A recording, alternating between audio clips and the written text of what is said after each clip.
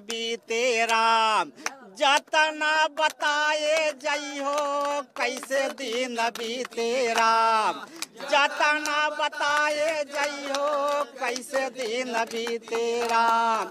यहीं पार गंगा बहत वहीं पार जमुना, यहीं पार गंगा बहत वहीं पार जमुना, अरे बिचवा में है बरो नैया लगाए जइयो कैसे दिन बीते राम, जतना बताए जइयो कैसे दिन बीती राम। भगवान राम की नाव अगर किसी ने पार लगाई थी तो वो थी केवटों ने।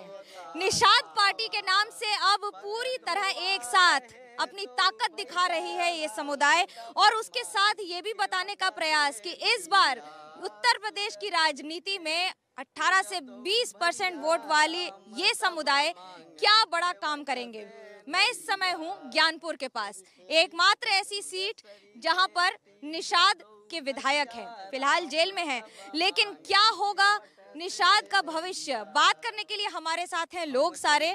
मिठाई लाल जी प्रांतीय यहाँ के अध्यक्ष हैं, क्या है इस बार की नीति रणनीति और कितना भरोसा है कि नाव पार लग जाएगी? जो निषाद की नाव पे बैठेगा तो निश्चित रूप से वो पार उतरेगा, चाहे वो विधानसभा का चुनाव हो, चाहे लोकसभा का चुनाव हो, चाहे कोई भी क्षेत्रीय चुनाव हो। राम जब भी वनवास आते हैं तो उनको तुरंत अपनी सेना दे के लंका पे विजय दर्ज कराते हैं, और विजय दर्ज कराने पे पुनः राम वापस आते हैं, राज्याभिषेक होता है, राम उनको न्योता भेजते हैं और निषाद राज कैबिनेट में उनका जगह मिलती है। तो निषाद राज ने राम को गले लगाया और राम ने निषाद राज को गले लगाया, तब जाके राम का कष्ट हुआ। तो अगर राम का कष्ट अगर निषाद राज दूर करते सकते हैं तो ये सपा बसपा भाजपा कांग्रेस का जो निषाद को गले लगाया उसका कष्ट दूर हो जाएगा। बहाव किस तरफ है नदी का इस बार? बहाव जहाँ निषाद है उधर ही बहार है। बीजेपी तो राम जी के वोट पर कायम है, निषाद क्या बीजेपी राम जी के साथ है? भारतीय जनता पार्टी को याद होना चाहिए कि निषाद ने राम का मदद किया है, और निषाद पार्टी ने 2017 में मदद किया, 2014 में मदद किया, 2019 में। अब मदद की अपेक्षा से निषाद पार्टी के मेरे सामाजिक मुद्दे हल हो जाए। मिठाई लाल जी, कितने वोटर हैं इस बार और क्या उनके दम पर आप बात कर रहे हैं, और कितनी सीटों पर लड़ेंगे चुनाव? फिर 2019 में इन लोगों ने हमारे सपा बसपा ने हमको धोखा दिया था, हम भारतीय जनता पार्टी के पास आए अपने सामाजिक मुद्दे के साथ। तो भारतीय जनता पार्टी के जहाँ 45 सीटों में वहाँ 65 सीटों से उनके विजय रहा।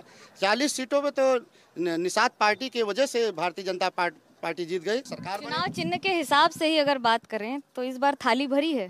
भोजन भरी थाली हमेशा भरी है मैडम जी, हर गरीब के लिए अमीर के लिए तो भोजन भरी थाली तो भरी है, और जो भोजन भरी थाली को ठुकराएगा और निश्चित डूब जाएगा। सपा बसपा भाजपा कांग्रेस हमेशा हमारे समाज को इस्तेमाल किया है।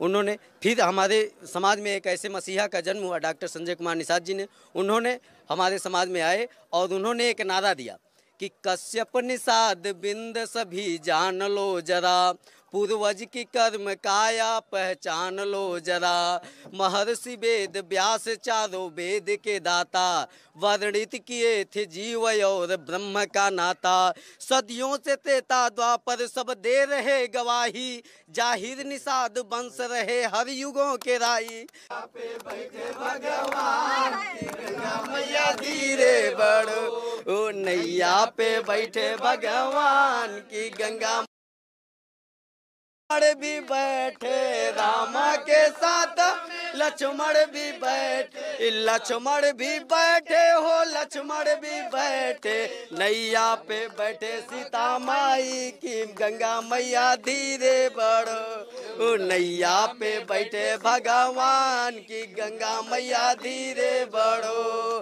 धीरे बढ़ो मैया धीरे बढ़ो, नैया पे बैठे भगवान की गंगा मैया धीरे बढ़ो। भगवान राम की नाव जिसने पार लगाई थी, अब वो क्या लखनऊ की सत्ता पर भी बैठने के लिए बीजेपी की नाव पार लगाएंगे? निषाद पार्टी ये बखूबी जानती है कि करोड़ों वोट उनके हाथ में है, और नाव के लिए जमीन से ज्यादा पानी का बहाव जरूरी होता है, और इन गानों के जरिए उन्हें पता है कि वोट के साथ साथ बहाव को भी काबू करना निषाद पार्टी को आता है।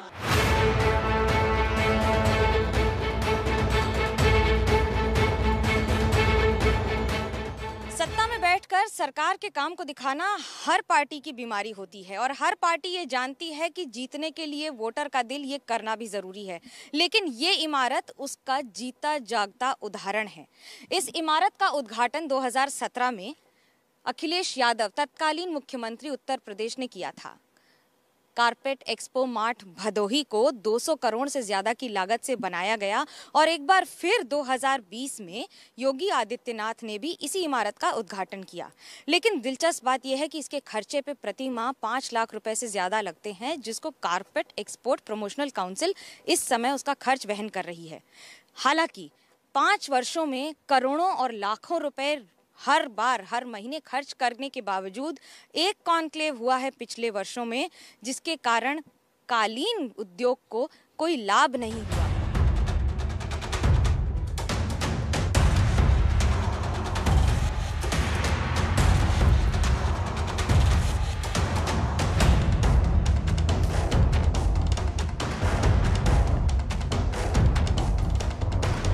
कालीन के क्या हालात हैं, इस पर बात करने के लिए हमारे साथ हैं संतोष गुप्ता, ग्लोबल ओवरसीज के मालिक हैं। लेकिन कालीन की अगर हम बात करें तो इस समय उद्योग के क्या हालात हैं? इस समय उद्योग के हालात तो अच्छे हैं। करीब 25 लाख लोग जुड़े हुए हैं सीधे तरीके से। सरकार को विशेष ध्यान देना चाहिए। हालांकि पिछले वर्षों में उन्होंने किया भी है, लेकिन इस समय और भी समय के अनुसार मांग है इसकी कि और सरकार इसको प्रोत्साहित करेगी। सबसे बड़ी समस्या क्या है इस समय उद्योग की? क्योंकि बड़ी बड़ी इमारत बनी है, करोड़ों रुपए खर्च करके इमारत बन गई, मार्ट बन गया, इस्तेमाल हो रहा है उसका? फिलहाल अभी तो मार्ट जो है उसका कोई इस्तेमाल नहीं हो रहा है। इसमें हम सरकार द्वारा बहुत आशा लगा के बैठे हैं, लेकिन फिलहाल हमें कोई भी उम्मीद नजर नहीं आ रही कि सरकार इसमें हमारी कोई हेल्प करे। तो यहाँ पे दिक्कतें भी बहुत है बुनकरी लाइन में। जैसे यहाँ बिजली कट जाती है तो काम बंद हो जाता है, या बारिश हो जाए तो कारखानों में पानी आ जाता है, नालियाँ साफ नहीं रहती, इस वजह से भी हो जाता है। सब मोदी योगी की तरफ से तो हमको बहुत सहयोग मिला है, क्योंकि कॉलिंग कंपनी में हम लोग को काम न मिलता तो हम लोग घर बैठ कर क्या करते हैं, कोई काम नहीं है। लेकिन यहाँ कंपनी ग्लोबल के वजह से हम लोग को काम अच्छा मिला, खाने को भी मिलता है, पहनने को भी मिलता है। भारत में विश्व के 40% कालीन बनते हैं जो यहाँ से एक्सपोर्ट होते हैं। भदोही इसमें सबसे बड़ा नाम है। 16वीं सदी से लेकर अभी तक इस इलाके ने अपनी पहचान बना ली है और कालीन को जीआई टैग यानी कि एक इंडिकेशन भी मिल गया है। अंतर्राष्ट्रीय स्तर पर इसकी पहचान है, लेकिन अभी भी 10,000 करोड़ से ज्यादा के इस पूरे बिजनेस को इंतजार है कि सरकार की नजर तो इस नगर पर पड़े।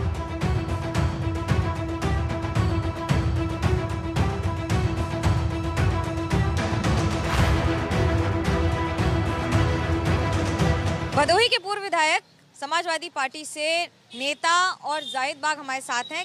किस तरह से देखते हैं इस बार आपके लिए क्या चुनौती है और किस मुद्दे पर भदोही में चुनाव लड़ेंगे? देखिए, चुनौती तो कुछ नहीं इस बार, और जो चीज़ बाकी रह गया था लगभग 80% काम ओवरब्रिज का पूरा हो गया था, तो 20% बाकी था। स्कूल का थोड़ा बाकी रह गया था, और सरकार जाने के बाद वो सारी चीज़ अभी भी चालू नहीं कराया। 5 साल के कार्यकाल के बाद इनके कार्यकाल में कई ऐसी जगह हैं जिनके उद्घाटन भी 2-2 बार हो गए हैं। यहाँ का आप एक्सपोर्ट काउंसिल ले लें या फिर बाकी सारी जगह ले लें। माननीय अखिलेश यादव ने शिलान्यास किया, उद्घाटन किया, उसके बाद 2 बार माननीय योगी नाथ जी उसके बाद 2 बार किया उद्घाटन। ये भूल जाते हैं उद्घाटन करके। आप पर तो आरोप लगते हैं कि तुष्टीकरण की राजनीति कर रहे हैं, उसी पर टिके हुए हैं। योगी आदित्यनाथ तो अब्बा जान तक का इस्तेमाल कर लेते हैं शब्दों का, क्योंकि उनके पास कोई काम तो है नहीं। जनता के लिए कौन काम कर रहा है ये जनता बखूबी जानती है, क्योंकि पब्लिक है, सब जानती है। हमारे साथ हैं विधायक साहब नरेंद्र नाथ त्रिपाठी जी। ये बताइए कि इस बार भी चाट का मसाला क्या गरम ज्यादा है या तीखा ज्यादा है? देखिए, चाट का मसाला बहुत गरम है और महंगाई की मार बिल्कुल नहीं है। हर लोगों को हर हाथ में काम देने का काम किया। कांग्रेस और समाजवादी पार्टी कहती है कि बेरोजगारी सबसे बड़ी समस्या है, विकास तो किया ही नहीं। एक कहावत है ना, इन लोगों का, हमारे पूर्विया में लोग कहते हैं, सुपवा बोले बोले चलनियों बोला था, जौने में 32 ठे छेदबा। तो ये कांग्रेस और सपा के पास कोई मुद्दा तो है नहीं। भदोही में ही एक ही इमारत का उद्घाटन अखिलेश यादव भी करते हैं, 3-4 साल बाद योगी जी भी कर देते हैं। क्या कारण है कि इमारत की कमी हो गई है कि काम की कमी हो गई है? इस बात को मैं दावे के साथ कह रहा हूँ, जिस दिन कोई ये साबित कर दे कि Akhilesh Yadav carpet expo mart का उद्घाटन किए हैं, उस दिन रविंद्र त्रिपाठी अपने पद से इस्तीफा दे देगा। जनता पर भरोसा है और इसी भरोसे ही जनता के मैदान में जाकर चाट के चटकारे लेकर सवाल करेगी जनता और वोट देंगे वोटर। कैमरा पर्सन सूरज पांडे और रोहित के साथ मनोज्ञा लोईवाल, भदोही, एबीपी न्यूज।